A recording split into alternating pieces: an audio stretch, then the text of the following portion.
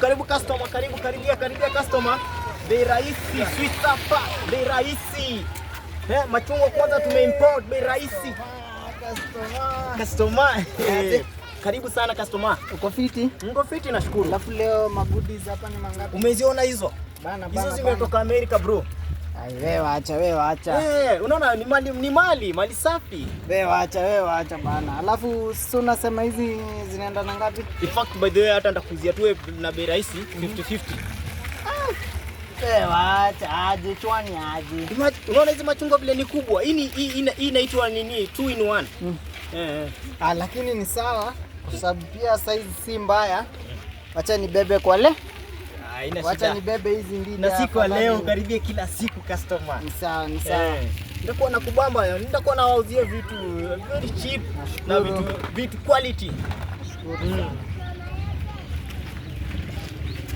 Sasa acha nikuwekee hiyo pesa. Ni sawa customer.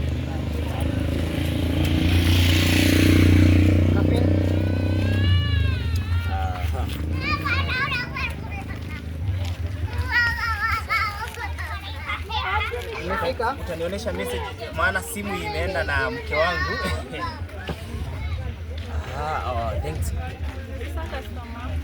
Nzuri sana customer. Karibu. Machungwa ni how much? Bei ya kawaida customer. Pesa ngapi? Bei ya kawaida ile tu kawaida. Hii ni 20. Ni 20? Acha ndachukua 2. Auchukui leo 3? Nakujia ingine kesho. Okay, ni sawa. Customer. Customer.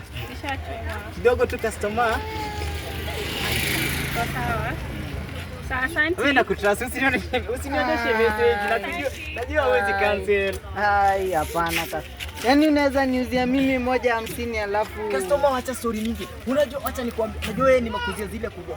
Huyu madam angezipata hizo siku anataka azishike. Alafu unajua rumors zako mtaani watu wanasema unanunua gari. Ni sawa wewe.